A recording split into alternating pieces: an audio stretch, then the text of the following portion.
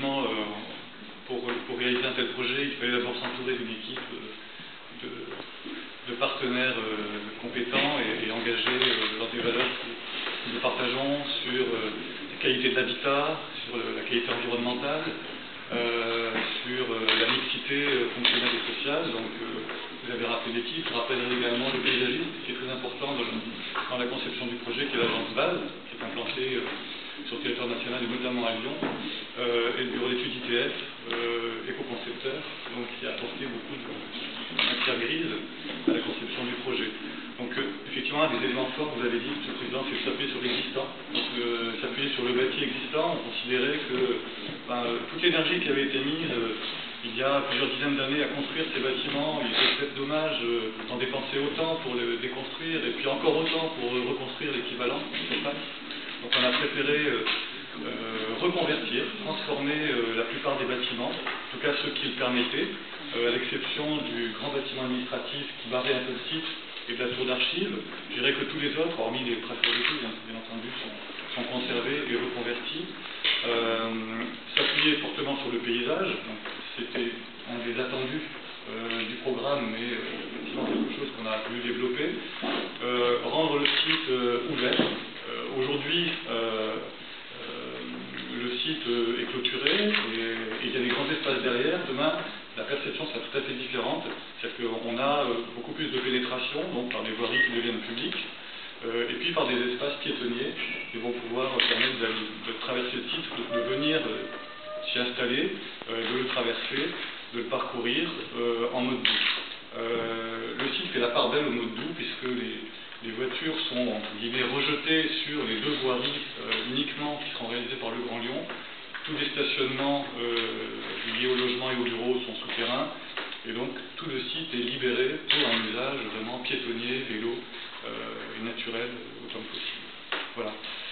Le site comprend deux parties, une partie plane qui vient se coller à la route de Paris, la partie principale, le plateau, et ensuite une partie pentue vers la Combe. Donc on a deux types d'aménagement, une partie sur le plateau qui est, on pourrait dire, une espèce de parc habité, donc on vient positionner des pavillons, des immeubles qu'on appelle des pavillons, qui sont un peu indépendants, autonomes, disposés.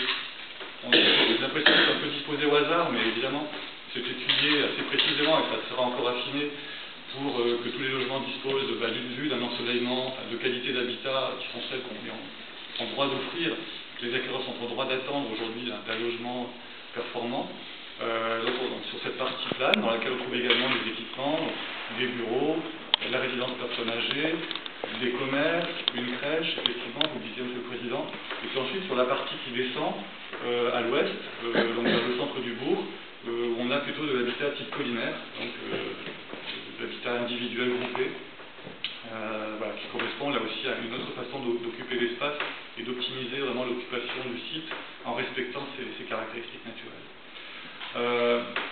Peut-être que le cœur du projet, ça va devenir ce regroupement de l'hôtel qui aujourd'hui est en bord de route de Paris, qui est visible, mais qui n'est pas, on va dire, très flatteur, même s'il est en très bon état et bien entretenu, bien utilisé, mais voilà, on a souhaité lui donner encore plus de qualité pour l'installer dans le bâtiment exécutif et l'adosser à un futur centre de congrès, pas quelque chose d'énorme, mais c'est raisonnable, mais voilà, qui va permettre une synergie et on l'espère en tout cas d'avoir un équipement qui rendra des services bien sûr au site, mais aussi à la commune et puis à l'ouest de Lyon. Voilà, très rapidement. Ensuite, pour le reste, je dirais que c'est assez classique, hein, en termes de qualité environnementale. Aujourd'hui, dans le Grand Lyon, on est obligé d'être très bon. Hein, c'est l'avantage de travailler dans le Grand Lyon, c'est qu'il y a des règlements, des normes qui sont à très haut niveau. La région en a été l'initiatrice dans les années 2000, et le Grand Lyon a embrayé le pas.